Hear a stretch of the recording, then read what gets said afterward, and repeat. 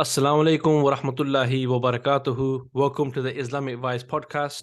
I'm your host Majid, and today I'm with my co-hosts, Brother Rash and Brother Afi. Assalamu alaikum, brothers, and welcome to the show. Wa Wa alaikum alaikum salam. assalam wa rahmatullahi wa barakatuh. Jazakallah for having us again. No, you guys make the show. You know, it's not a one-man thing, as they would It's all say. about the host, bro. It's all about the host. MashaAllah, MashaAllah. I will take the compliment. How's everything anyway? Have you guys been trick-or-treating and stuff? Astaghfirullah, yeah. It's happening already, isn't it? Yeah. They seem to start earlier. Usually it used to be like one particular day. Nowadays you start getting people knocking on your door a few days in advance. So Bro, now you got countries doing it that would previously have never done it. Astaghfirullah. Have you seen some of the images as well? It's just horrific, isn't it? They've got the jubbas and stuff on, but then they got like disgusting masks and stuff on. I never thought that would happen. To give people a bit of context, I'm not encouraging trick-or-treating. It was I was pointing towards Saudi Arabia and their Halloween celebrations, you could call it, festival, whatever you want to call it, and it's really bad, and it probably warrants a podcast in itself, but it's not the time. I just thought I'd get that in anyway. But let's get on to the main topic, inshallah ta'ala, that we want to speak about. Actually, we want to cover a few topics today. And the first one, it's quite ironic because the last podcast we did was about Kwarteng being sacked. And, Lizzie followed soon after. And we know Rishi Sunak is now the new prime minister. And there's loads to talk about, whether it's from the political angle and, from the economy and that sort of stuff. But what I want to talk about really is there's a common theme here when you're speaking to a lot of people, and especially people who are from the subcontinent, and their views about, somewhat, feeling proud or, the fact that, an Asian, someone who has his roots from the Indian subcontinent has become prime minister. So, let's talk about it. What do we think, what's the significance? What does it mean to Asians, or actually more importantly to Muslims, that Rishi Sunak has become the prime minister? Is this something that we need to be proud about, or is it business as usual? Rash, I'll kick off with you, bro. Yeah, the short answer is business as usual. But yeah, you're right though, that there has been a bit of a, if you speak amongst, fellow brown people, you get this idea that some people are falling into the whole Obama trap again. When Obama came into charge and there was this talk of, oh yeah, he's got some Muslim heritage, he's a brown guy, so he's gonna be less oppressive to, people of color and stuff like that. There was a kind of a hope then, and suddenly you're seeing an element of that here. But I would argue that some of that is a bit media driven in itself, because you see, like, for example, I was watching the news on the couple of days after it happened, and I think it was BBC News or something, went into a school in Leicester and spoke amongst all, Asian students, all kind of really, really eloquent students. They were probably 17, 18, or maybe 15. Some of them were really young, and they spoke well, and they gave some good opinions, like you'd expect. They were like saying, oh, okay, someone different in charge, someone who looks a bit more like us, so maybe he'll be a bit more, less like the people that were before. So there is that element. But what I've actually found is, and again, the problem is maybe the circle that you're in. Yeah, the circle of people you're in, you might get a certain opinion, and that never is representative of the wider opinion, especially when you got social media as well in play. So, for example, my circle of people that I'm in are all highlighting the fact that, he's got links to he's close to Modi and the Hindutva and India. In that respect, he's obviously a Hindu and he sympathizes towards them. That's negative for Muslims.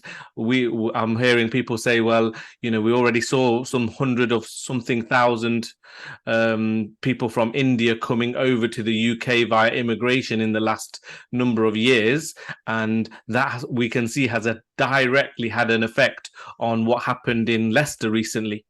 So there's a movement towards that far-right Hindu nationalism being promoted more in the UK. So the people who are in my inner circle and people I'm speaking to are all actually going, look, this guy's a millionaire.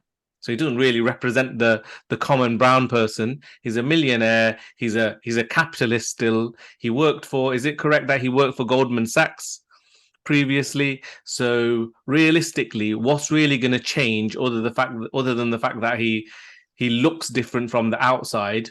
On the inside, he's really doesn't, background wise, is no different from the people who have been there before.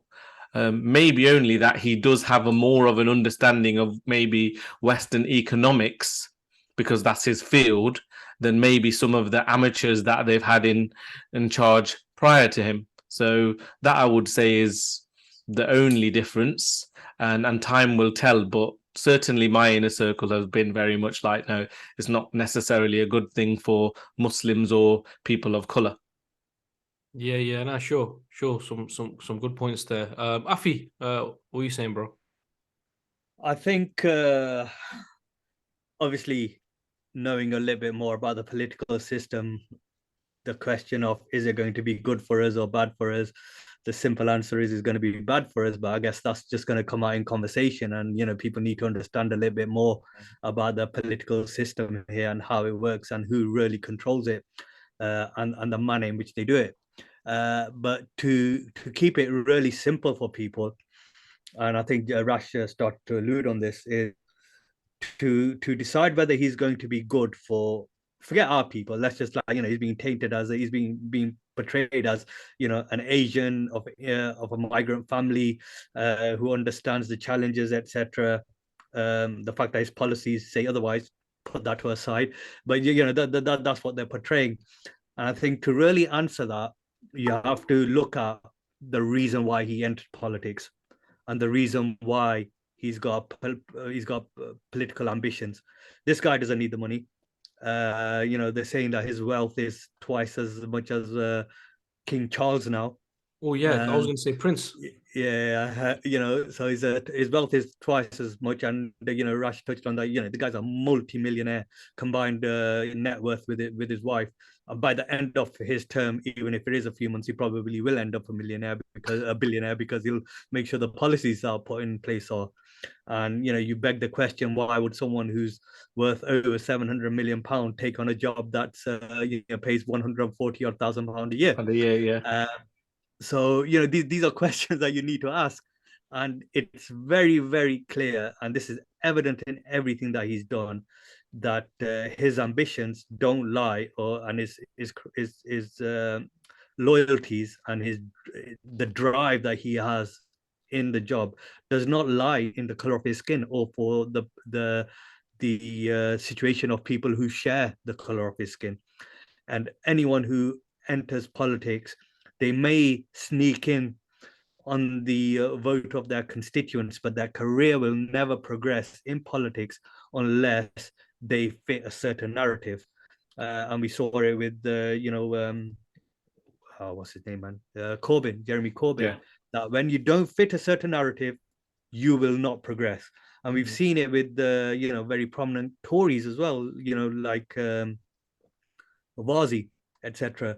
When you toe the line, you progress. You'll get your baronetship or whatever it's called, and you'll get your peership. But the moment you start to go against the common denominator that politics is based upon, you will start to be alienated and you'll be pushed aside. So he constantly drives the capitalist narrative, like Rash said. His policies have all been designed to benefit the capitalists, and his family are one of the major capitalists of the world. Their emphasis, they've got contracts with all the major governments in the world, so their interests lie there. And every politician who has had a position of influence has influenced policy which benefits the capitalists at the expense of the common man. And I think that's what people need to bear in mind, that, what has he done?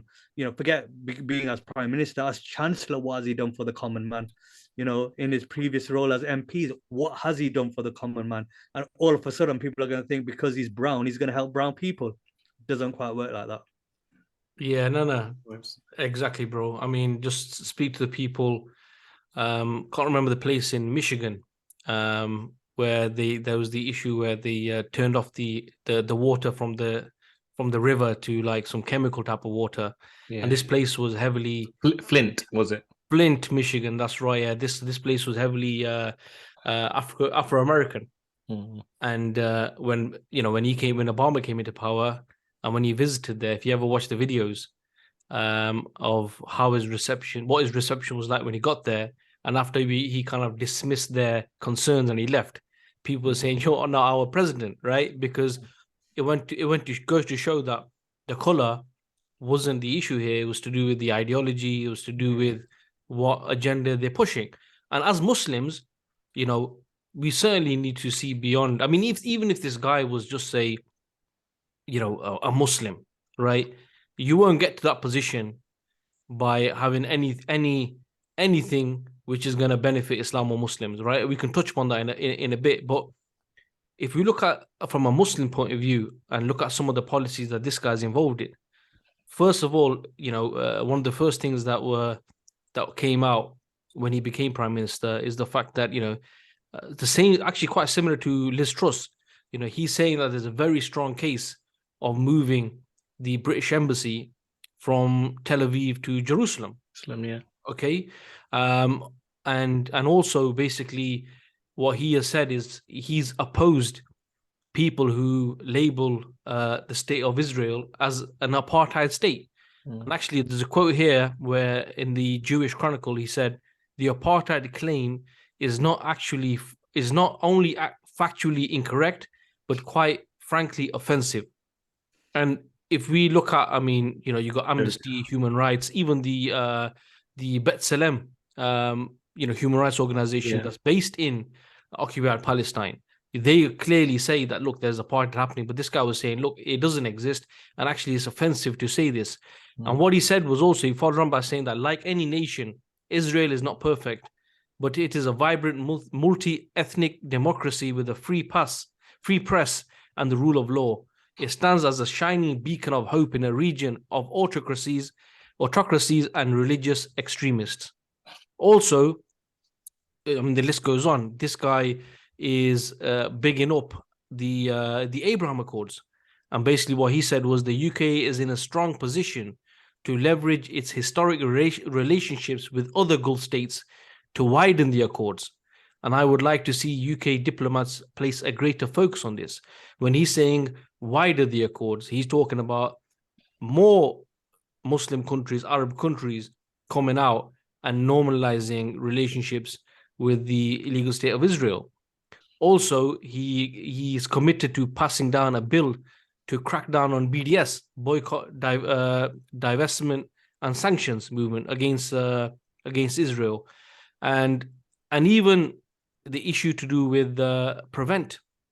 What he said was, when he was talking about Islamic extremism, he said it's the single largest threat to the UK's national security. Okay, and what he was saying is that the government's prevent strategy is failing. So what he was saying is that more needs to be done. And what he also said, and I want Muslims to take note of this, this is important. What it says is he announced plans to treat those who vilify Britain as extremists to be referred to the controversial counter-terrorism program, which basically means that if you are to speak out, whether it's current, whether it's historical, you speak about the crimes of what Britain has committed, whether it's to do with its colonialism, whether it's to do with the Balfour Declaration, whether it's to do with all the things that, whether it's the Bengal famine or its rule over, India or whatever. But if you now criticize or vilify, as he says, vilify Britain, right? then you'll be deemed as an extremist, and you'll be referred to the counter-terrorism program, right? And also the guy's a big supporter of the deporting asylum seekers to Rwanda. So from a Muslim point of view, right, if anyone is listening and before this podcast you were thinking that this guy, because of the color of his skin, right, that he might do something which is going to benefit Muslims, I could say Asians, but that's not the issue here. We're talking about Muslims because this is an this is a Muslim podcast, and we're talking about the affairs of the Muslims, right? That what this guy is doing, he's seen as even more hawkish than previous politicians. So it wouldn't be benefiting Muslims. It wouldn't be, whether it's here in the UK to do, linked to the prevent strategy, making it more strict, or whatever they plan to do with it, and even our affairs to Palestine and so on. What are your thoughts on that? Yeah, we need to be a bit more aware about these things as well. I think what the problem is you have in these countries is that media has such a grip on people's lives that, what the narrative that the BBC and the like and the agenda of the mainstream media tends to get a lot of people not thinking. So I won't give an example of this, but like I've been watching various, nowadays you have the problem with the current generation, and ourselves being affected by this as well, is we're used to like TikTok and YouTube shorts and all of this, like things that they're very short, aren't they? They're like, 10, 20, 30-second things. And I've at least recently seen quite a few of them where people are going around doing interviews and someone is asked an opinion on something, and the first thing they'll say is what the media is portraying. Like, for instance, what do you think of this guy? And they'll go, oh yeah, he's a misogynist, blah blah blah. Yeah. And then they'll pry on that and go, why do you think that? Give me an example of that. And it seems like most people can't go beyond what their initial opinion is. And in the past, opinion was about what you believed, what you can articulate, what you hold as a belief. And then if someone asks you and you give an opinion and then they press you, you can defend your opinion. What you see in recent times is people have just taken things on board because it's easier just to go, I believe the status quo, and just go, okay, I'll go with that, than going against it. And again, I know we've seen with obviously the COVID and these kind of things that some people have gone against it and have said, look, we don't agree to the mainstream narrative, but it appears people do it for things that might affect them directly, but they don't do it when it comes to overall politics. So they're willing to think that the governments might be trying to suppress their rights for something like a vaccination or something. Yeah, they believe that it's okay for that, but as soon as it's like, oh, that same government you don't trust, you now trust them to send armies into other countries. Why not? Where is that same distrust? If you don't trust them to, protect your health, why do you suddenly trust them to protect your lands and be actually strategically doing stuff in your interests rather than their interests? And the reason I'm mentioning that is because of what you're saying is these people that are in power, they are there for the interests of those who govern those agendas. So the example between Rishi Sunak and Obama and Trump and people like that, we've seen them in the last few years, that sometimes loads of people still think Obama is better than Trump. Yet it was Obama who, under his leadership, more bombs were dropped in the Muslim world than probably several presidents combined. Yet even after all of that, people still see him in a more positive light than Trump. Trump came out and said some vicious things, but actually some of the things he actually did, the other presidents did worse. But a lot of it is very much about social engineering. And the same, I would say, is happening in these kind of countries where people are now going, oh, okay, yeah, there's this a brown guy in charge and maybe that might be good for us, but fundamentally the policies are still governed by those that are higher up than that and are deeper than that. And the reason, again, for mentioning that is this is why they even allowed someone of that skin color into power, because he is not the power. The power is above him and behind him. You know, they say the deep state, they say the ones that hold the power, the strings of power, you know, those people who are the, you know, the people who control a lot of the mass media and all of these things. There are those people. Someone who's the prime minister of the UK or even the president of the United States of America are not in fact the real power holders. They may look like that because they're the faces of it, but actually they're not. And I think it's a difficult one, and it's something that people need to do a lot more reading into and study into. But I think the real message has to be that you need to see beyond who these faces are. Because now, we're, like you say, even ourselves, we're busy in talking about, okay, he's a Hindu, he's got maybe some kind of affiliation with like the right-wing fascist regime in America. We might be saying that, look, you know, he's a millionaire, so why is he going to care about the common person? But we need to see past the personality and look at the policies of the Tories, the policies of the capitalists, the policies that Liz Truss tried to get through, which were beneficial for the rich and not beneficial for the middle classes and the poor.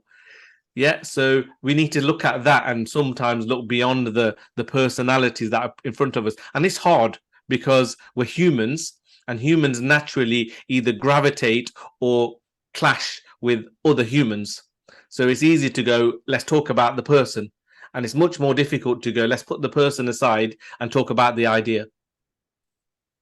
Yeah, and to be honest, just building on that, and something that was mentioned in the previous podcast that we recorded was the fact that, you know, this whole democracy thing is an illusion anyway, that people think they have some sort of a choice.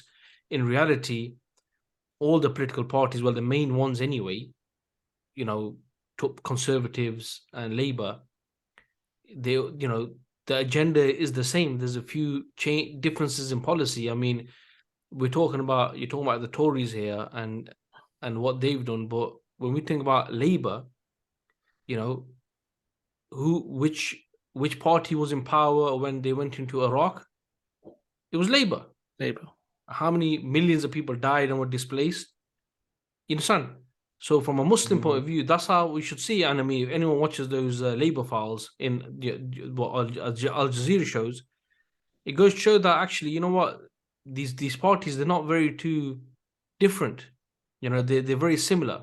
And I think the point that Afi was making at the start is really important, that, you know, what is this guy's ambitions and what is he about? Because if he wasn't there to push the policies of the elite, then he wouldn't be there. It doesn't matter what his color is, because Jeremy Corbyn wasn't brown. Jeremy Corbyn wasn't black. But as Afi said, his way of thinking was a little different.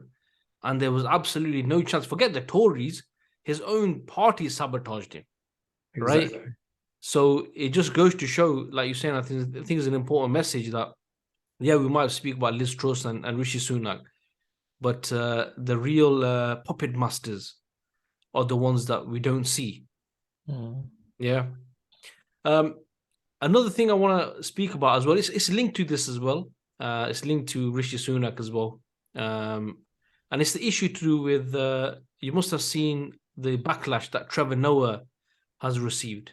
Yeah. And Trevor Noah, to be honest with you, is a funny comedian. I don't know if you guys watch this stuff. He's done stuff where he's talked about colonialism and stuff like this in a funny way, but his message. Yeah. I think, you know, he's lived apartheid in South Africa. Yeah. And it was really bad. I remember we studied it in school, and I'm sure that was like the diluted version. But what was happening in South Africa was really bad. So he's getting a lot of backlash. And for people who probably don't know, just a bit of a backdrop. So since Sunak came into power, as soon as he became PM. You mean Sunak? Sunak, Rashad Sunak, yeah, as Biden calls him, yeah. Sorry, yeah. So So what he said was that he does a sketch on what's the show, the night show, The Daily Show. the Daily Show. And so I'm going to quote what he said. He said, and I always find myself going, so what? What are you afraid of? Right. And what he was talking about here, he was talking about basically the kind of backlash for racial backlash that Rishi Sunak has received, or not him receiving directly, what the people, their opinions that they're airing. And there was an example from a LBC show where this Tory member called in. And he was saying, look, Rishi Sunak, he's not British, and we want, this country's white English, and we want people. What was that? 85% white English or something like that. Yeah, 85%, white English, and we want people to reflect that. Anyway, so what Trevor Noah said, he said, "Why are you so afraid?" So he's trying to talk to the racists here, right? And I think it's because the quiet part, a lot of people don't realize they are saying is, we don't want these people who were previously oppressed to get into power, because then they may do to us what we did to them, right? Now, listen, this guy talks about a lot of people, he makes a lot of jokes, right? And I was surprised the backlash that this guy got. I mean, you had like Sajid Javid, right? He's a former cabinet minister, right? He came out and basically said, look, this is simply wrong. He said a narrative catered to his audience at a cost of being completely detached from reality, right? And even 10 Downing Street got involved, where basically, Rishi Sunak came out and said, he doesn't believe that Britain is a racist country. And even Piers Morgan, he also tweeted that basically Trevor Noah was falsely portraying Britain as a racist country. Yeah. So, I mean, what's your thoughts on this? I mean, here we got people who try to say, take a joke. Why are Muslims so serious? Like Joker, why so serious? Yeah. Why can't they take a joke? Seems like these guys don't have a sense of humor as well. What are you saying, Afi? I'll start off with you, bro. I think it's nothing to do with having a sense of humor or not, right? Because anyone who watches this, who's watched the sketch, and if you haven't, it's on YouTube anyway, so go and watch it. He was clearly giving his comment in context of that caller on LBC, who was blatant, and that comment by the caller on LBC is reflected by a lot of Tory voters. Not just truthful. Tory voters, it's by a lot of people within society. Not everyone, obviously not everyone, and he never at any point alluded to the fact that this is even a majority opinion within British society. It was clearly in the context of those people who have got an issue with Rishi Sunak becoming Prime Minister. So the context was clear. So for someone now to twist that, and this is a lesson for everyone based upon the media and politics narrative and relationship, right? So for them to twist it and portray it so that and made it into an issue when it's not an issue, but to make it an issue, you got to ask, what are they playing at and what's the agenda here? And this isn't the first time the media has done it. They've done it on many occasions, and people need to wisen up to what the media tells them, because this is another example of diverting the attention and making the opposing view, marginalizing it so that it's not, so people don't say it. And even when the first leadership contest happened, I know a lot of people who were saying to me that Rishi Sunak will not win, even though he is in their mind the best person for the job, because the core of the Tory vote, the foundation, the members, the majority of the members, the majority of the members are upper class, well off white people who represent the white narrative. So they will never allow, they will never vote Rishi. And I was watching is it the morning show on Channel 4, the one done with the Andrew Vine, is it? And there was a caller called in, and they said, right, who do you want? And she goes, I want Boris back. So, and the fact that he was even contesting and legitimately trying to come back means that he had significant support. So it goes to show that the guy who was a disgrace and he was just a clown, people were prepared to have him back over a brown guy, right? So what does that tell you? And when it came down to the Conservative vote, people weren't expecting Rishi to win, even though he had the support of the majority of the MPs, because they were more concerned about keeping the party together. So there's a disparity between those who elite and the people. Again, a flaw within democracy, right? So the fact that they twisted it, I think, is deliberate because they want to marginalize that voice of the racism that does exist within British society. It might not be the majority, but it's prevalent, and it's massively prevalent, right? So it's to the point whereby every person of an ethnic background will have experienced some form of racism in their life, if not on a consistent basis. But yet they want to turn this narrative because Rishi doesn't reflect that, does he? He doesn't represent that narrative because he wants to show the fact that people of the deprived backgrounds can come in and they can rule the country, allegedly. Even though his policies are designed at refusing anyone that chance that he had. But again, that's the narrative that they want to portray, and that's the narrative the government wants to portray, and the media, especially the likes of BBC and the gutter press that we have here, they push the agenda of who? The government. So I think if anyone really looks at this subjectively, they will say what Trevor Noah said was 100% spot on. They can see it, and they see it in their everyday lives. So for this to become an issue, it's got a political agenda 100%.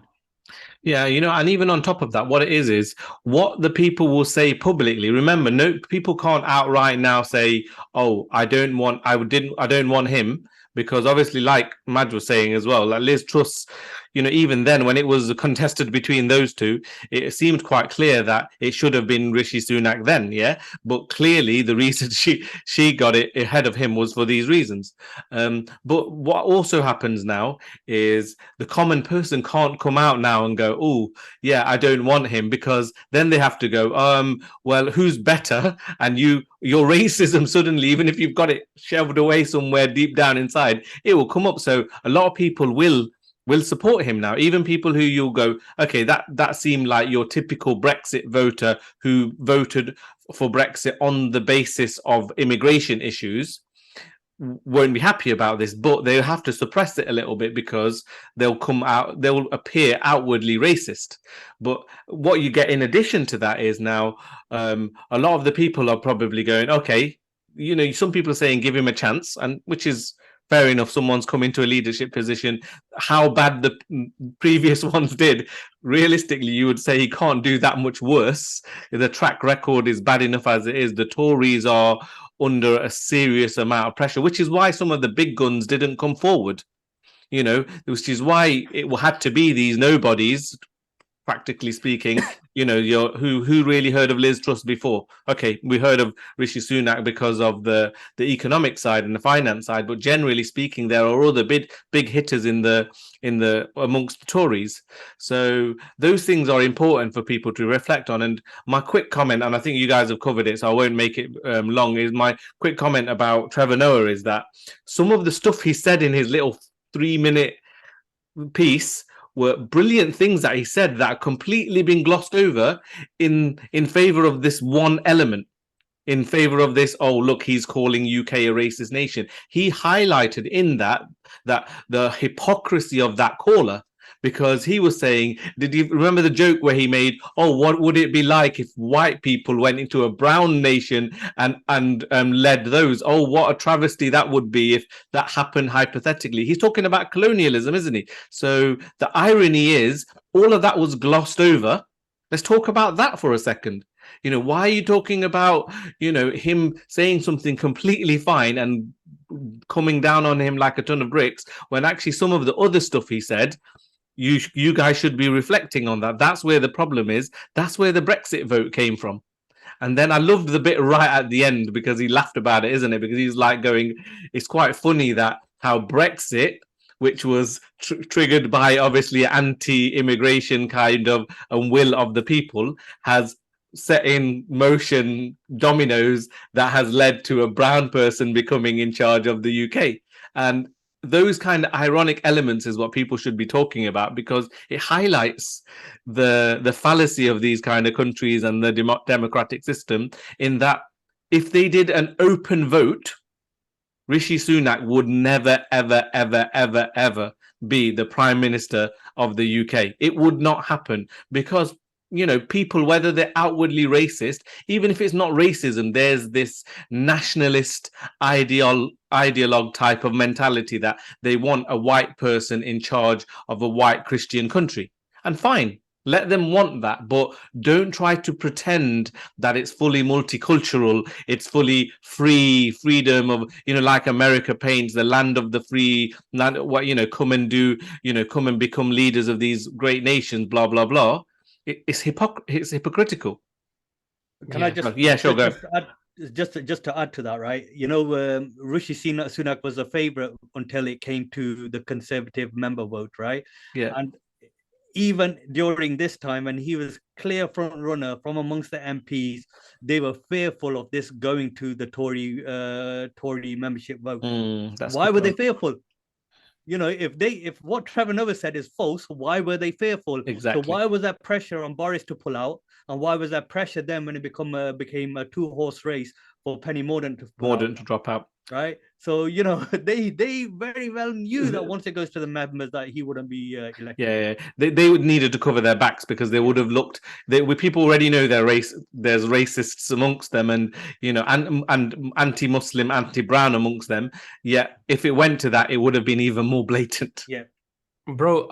I'll be honest with you. I wouldn't be surprised if had it gone to had Liz Truss thrown a hat back into it, right? And it went to, another vote, right? Another election that she would have won again, because it wasn't going to happen. And, just to add as well, that when you're talking about racism, because one of the things that people are saying, Trevor Noah is saying Britain racist, right? And what he came out and said, look, I was talking about those, I didn't say everyone in the UK, I said those people who are racist. But if we talk about institutions, so we talk about the institutions that are linked to how you manage the people's affairs, these institutions that are there in a system, right? And when we talk about institutional racism, that's something which 100% exists. That doesn't mean that every single person, every single English person is racist. However, so for example, there's a report, and this was in May 2022, not too long ago. It was a Guardian piece, and basically Neil Basu, you must have heard about this, he's the Assistant Commissioner of the Metropolitan Police. He said British policing is institutionally racist. Okay, if you do some more digging, you'll see that in prison guards are almost twice as likely to be reported for racism than inmates in the UK, right? When you're talking about the criminal justice system, again, it's showing the comparison between the sentencing of white people against black and Asian people. There's a big disparity there. Even in the healthcare, in the NHS, there are reports that show like they're saying here, that there is overwhelming evidence of racism in the National Health Service, medical and nursing professional regulators, and the healthcare and social care industry. So what we're talking about here is these are institutions, right? And this is, I'll give you another example which would kill it. We spoke about it on the podcast about when the Queen died, right? That, they had they actually had a rule in Buckingham Palace that stopped people of color, I think especially with Asians, of working in office jobs within the palace, right? So here, what we're talking about, and this is what Trevor Noah is talking about, that there is institutional racism, and these institutions are the same institutions that existed at the time of colonialism, and that's a fact. So when he's making a reference to that the white people, English people wouldn't like it if it wouldn't be, what would it be like if they went to other places where there was non-whites and they wanted to rule it? How would that be? Like you said, he's talking about the historical past, but he's also talking about the now. So you've got institutional racism, and this is something which is a fact. The evidence is there, but also what it points out, and the example you guys have talked about, is that there is a large part of the population that may not be overly racist, right?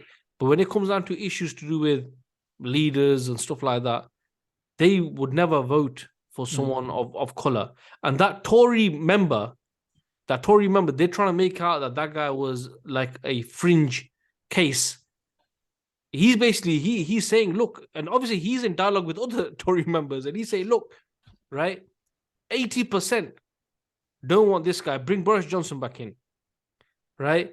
We don't want this guy. He's not British and this and that. And, you know, and the guy said even half of Al-Qaeda is British, right? So ISIS, sorry, I think you said, right? So, yeah, so I think... Can I just add something as well, yeah, right? go for it, man. Because I think it's just to contextualize it in it, right? Look, there's racism in every country in the world, right? And it's a flaw of capitalism because it doesn't have the ability to unite people right across borders.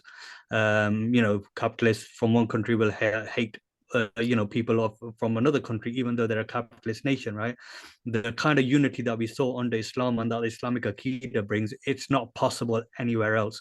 So in these countries, and even in the Muslim countries at the moment, right, you know, nationalism is what solidifies the unity amongst people. They try to bring together based upon we are of a people of a certain country, right, and we deserve to do well, and we will try, and even if that means challenging other nations, right, we will dominate based upon us being from this small little island in the middle of nowhere. We saw it with Brexit. They tried to arouse this feeling and these emotions of nationalism against the rest of Europe, and it's in every country. And when you start to do that, and we've seen it in Saudi, it's very prevalent in Saudi as well, and even in places like Pakistan, when you arouse emotions of nationalism, the next question then becomes, okay, what does it mean to be a part of this nation? And you need to start defining it.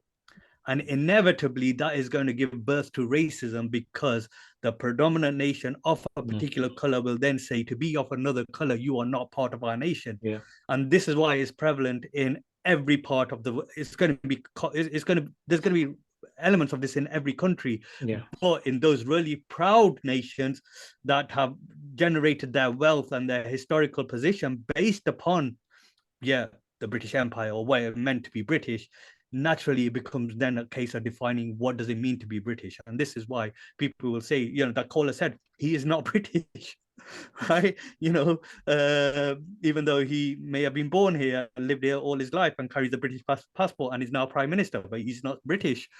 So because of what? And it becomes down to that one element that when they define what it means to be British, the color of the skin comes into it. Yeah, brilliant point. Yeah, I mean, you can't promote nationalism and then promote multiculturalism at the same time. It doesn't work. And a little plug I'm gonna plug in here is there is a few videos that I uploaded onto my YouTube channel, which were to do with, does capitalism breed racism?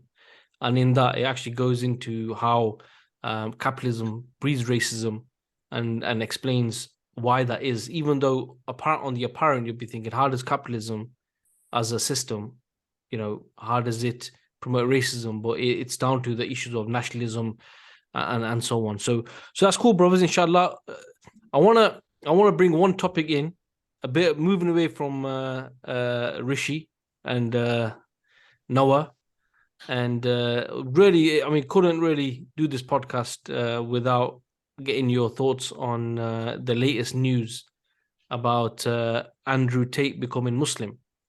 And Rash, you may recall not too long ago, we recorded a podcast, didn't we? And things have changed a lot since then.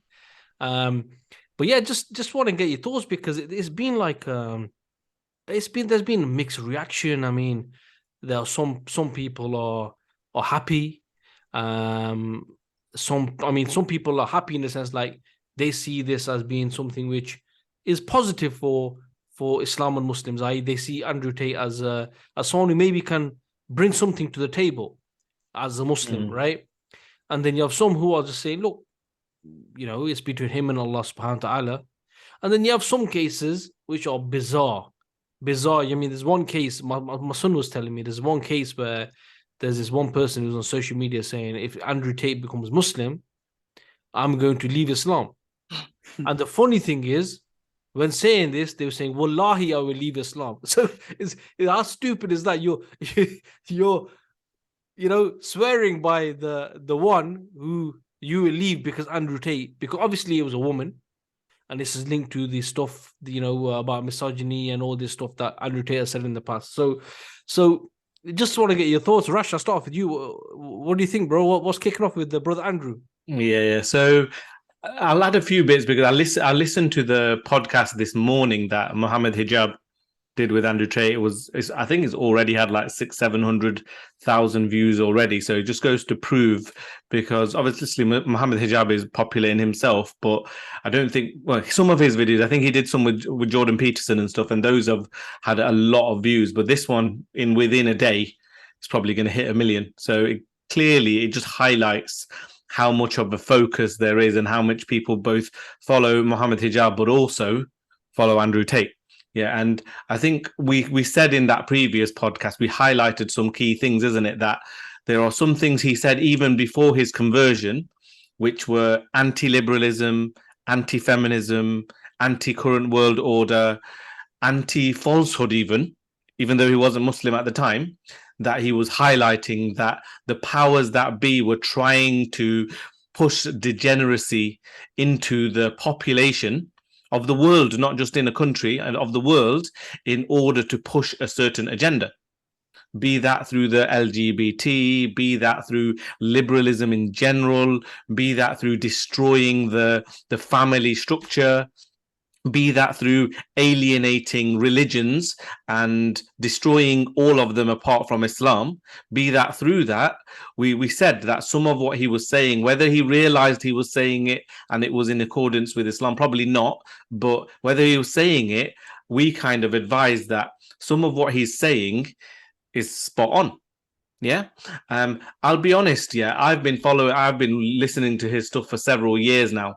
Yeah. But I intentionally never mentioned it because I'll tell you why I want to make this point really, is because, like when if you start promoting someone on the basis that some of what they say is actually completely incorrect, or that someone who listens is not going to be able to see past things like the materialism, the swearing, the certain aspects, then you wouldn't expose, like, say, for instance, your child, and you had some content and there's some good in it, but he's a child still, you wouldn't, but there's a bad in it as well, you wouldn't present it to them, because you would go, actually, what if he gets influenced as much by the bad as he gets influenced by the good?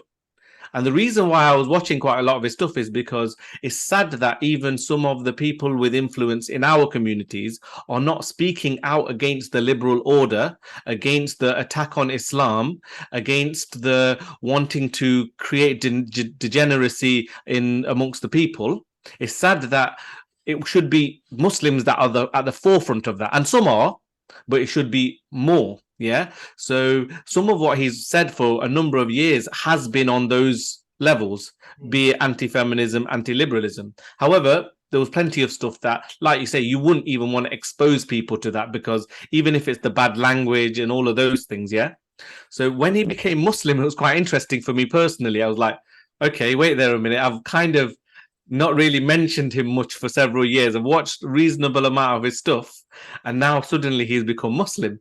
And I could see that he was going through a journey, because some of the clips that were promoted of him kind of even saying negative things about Islam were from many years ago, not from recently, because more recently he started to say some of the things like Islam is the only true religion, it's only Islam. I think you mentioned them, Maj, actually in the previous podcast, so I won't repeat them. So in terms of him converting, I think alhamdulillah, really that is between him and Allah subhanahu wa ta'ala. How it affects the rest of us is he has such a huge influence. He's a huge influencer. So if he does good now off the back of it and highlights the positives of Islam, then that will be to the benefit of the ummah. However, if he does bad or continues some of the dealings that he might be involved in from before, then that's bad for the ummah, because all of a sudden people who look up to him will go, okay, he's Muslim now, but he's doing those things as well.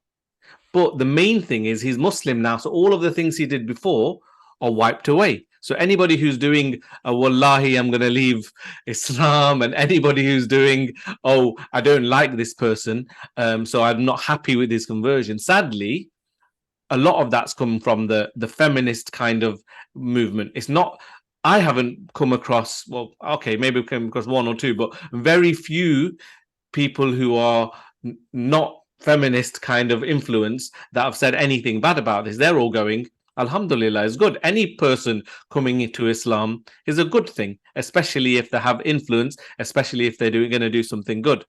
So that's my initial thought. I have actually got a fair more to say about it, but let Afi say a little bit too first as well.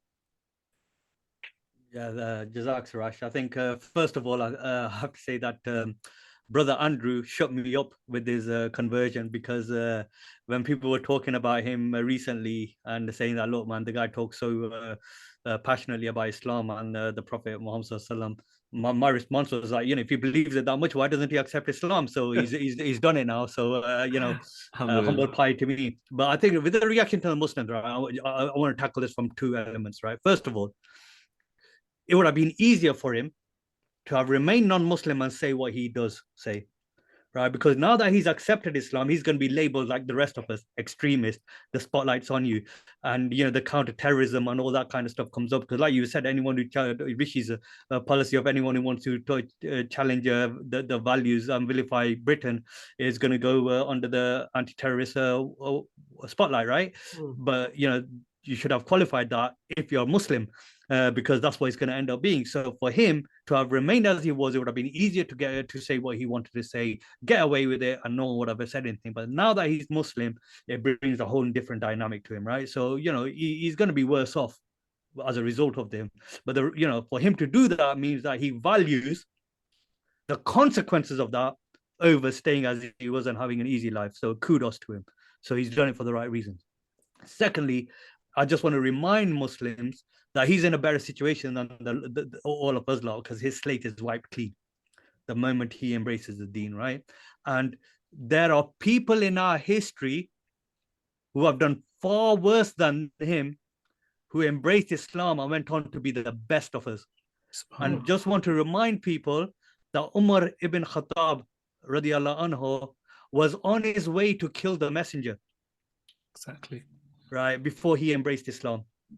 And just give that reminder to people when they question someone's past and when they accept Islam and automatically tarnish their future as a Muslim based upon their past. So I just wanted to add that.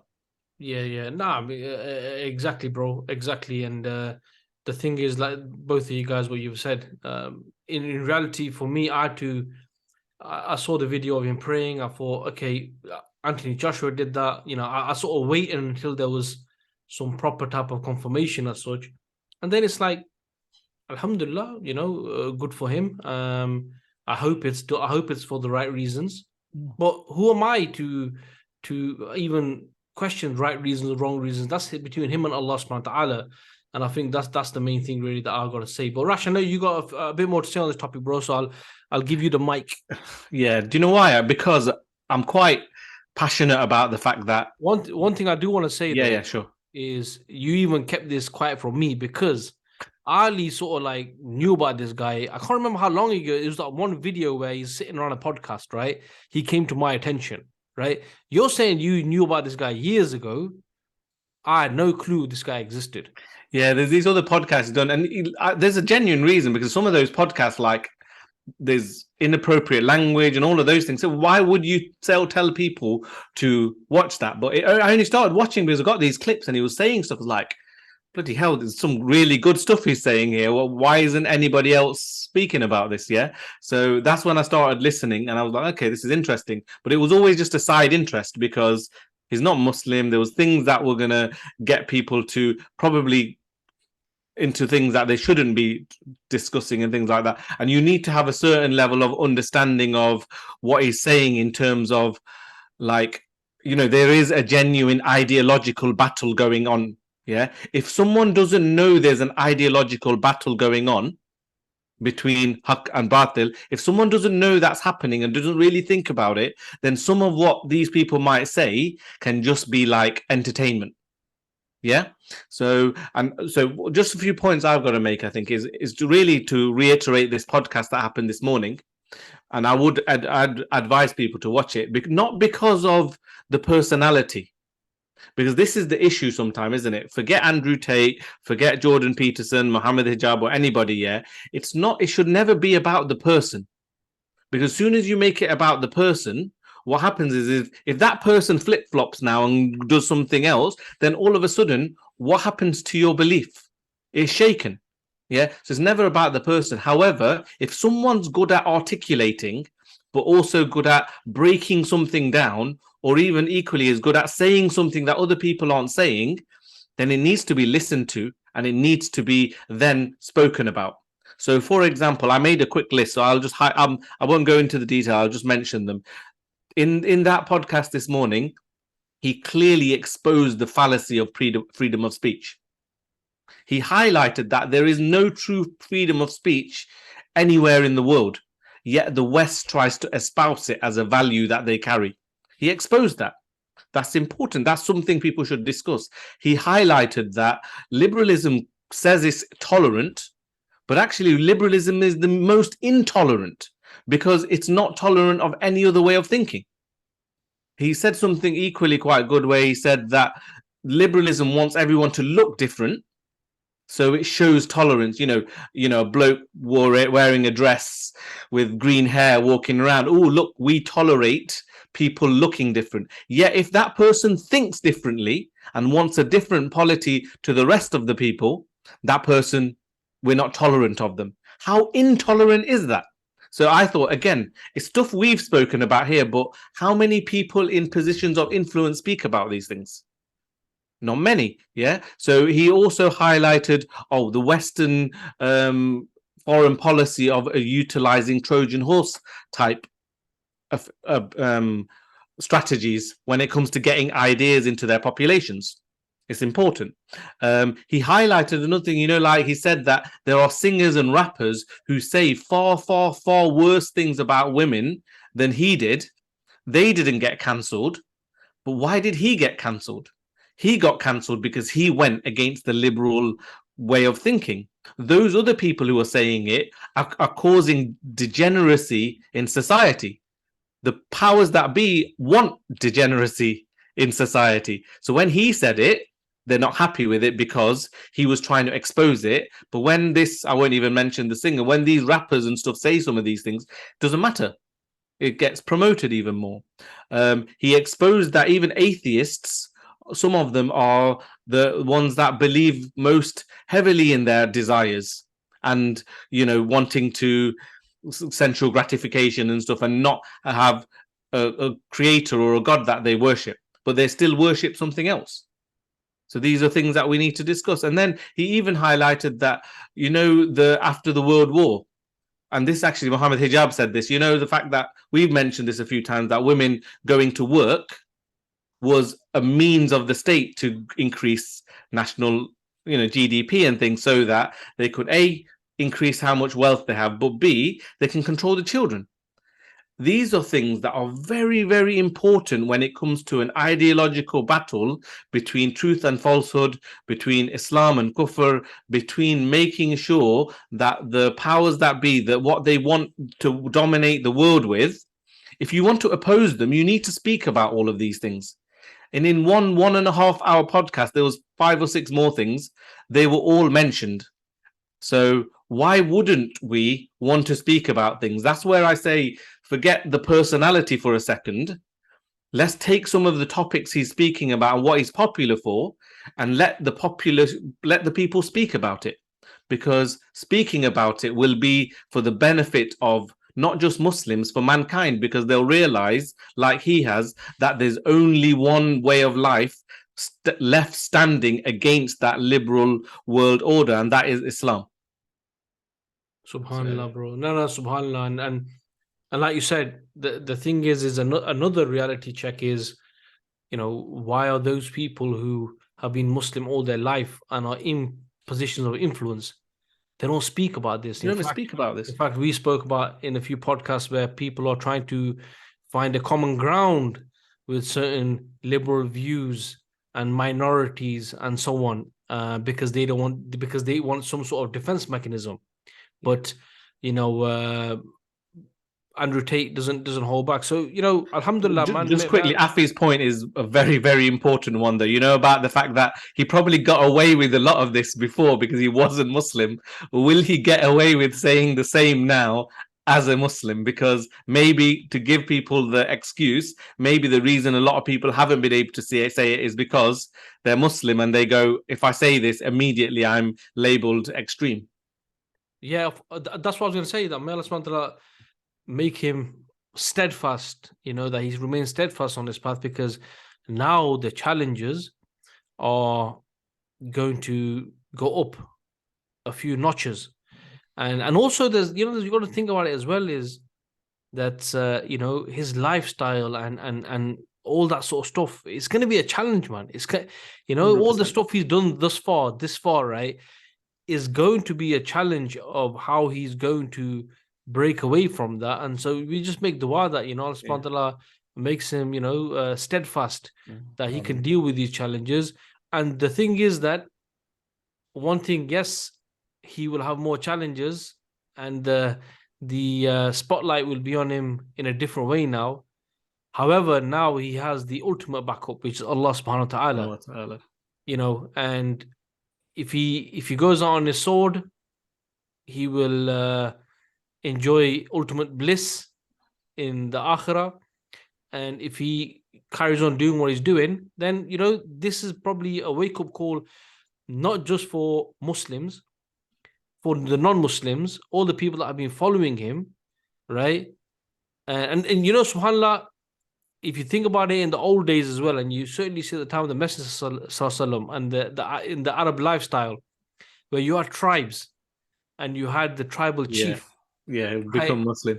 It's already happened, by the way. I've already seen a number of screenshots of people on YouTube where they've gone, now that because he converted, they've gone, I've been thinking about this as well, and they converted as well. So it's already happened where his followers have started converting. And Allah subhanahu wa ta'ala is the best of planners, and who would have known that this would be a way for, say, even if Andrew Tate doesn't achieve anything in terms of helping the ummah, what if someone he influences, who becomes a Muslim and then helps to Islam and progress Islam in a positive way?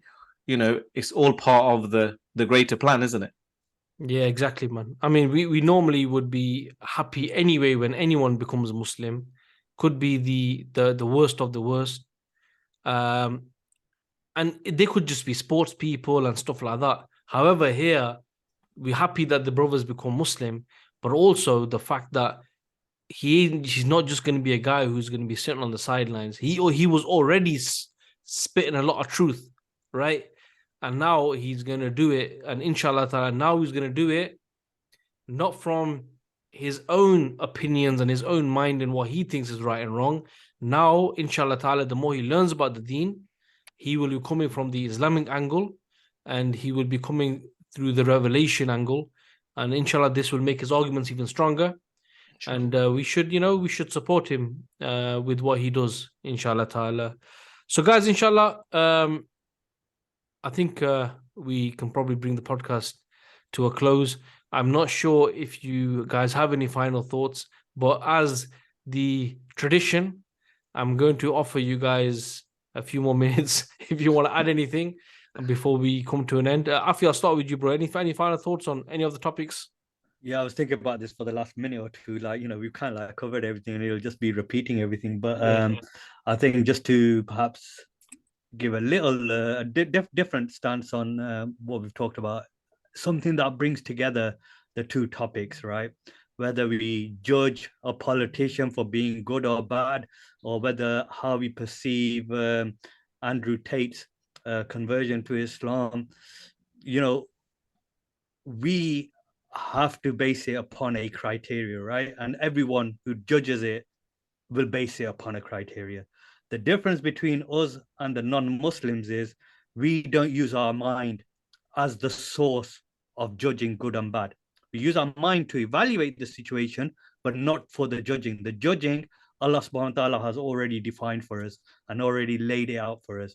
So when we judge someone's actions, whether we perceive whether someone's good or bad, or whether the, you know, how we should perceive someone who's embraced the deen of Allah subhanahu wa ta'ala and acknowledge that he is our maker and it is him that we're accountable to, it has to be based on what Allah subhanahu wa ta'ala has defined for us.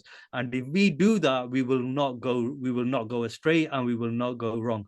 So I think that's just a lesson, a reminder for all of us, to be honest, that our success in life or our failure in life will be how much we adhere to the criteria of Allah subhanahu wa ta'ala laid out to us.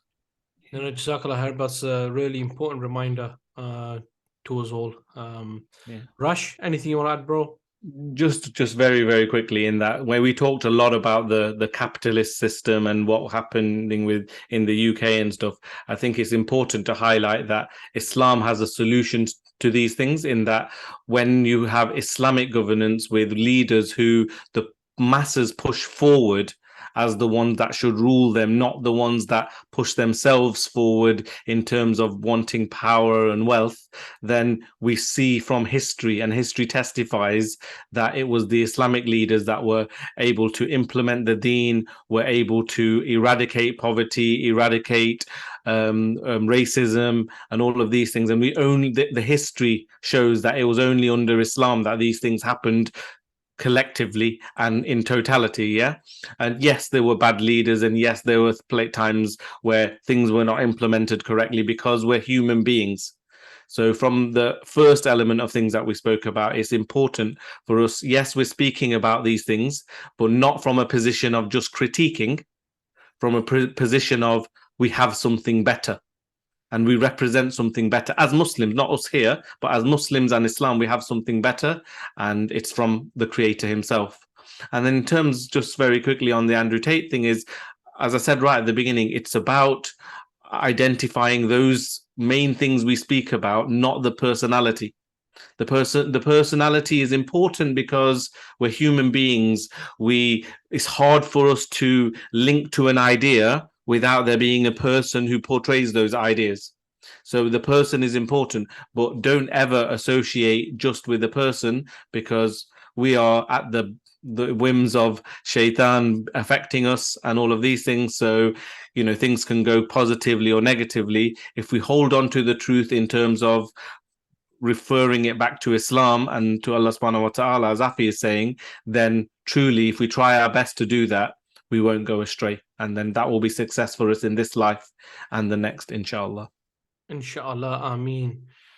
Yes, my brothers, Jazakallah khair for joining me on this podcast. And to all those who are watching or listening, if you found this episode beneficial, then please share it with your family and friends, so that hopefully we can have more people benefiting from the views of this podcast. So yeah, brothers, Jazakallah khair. And as I always say, inshallah ta'ala, until the next one. Assalamu alaikum wa rahmatullahi wa barakatuhu. Wa alaikum salam wa rahmatullahi wa barakatuh.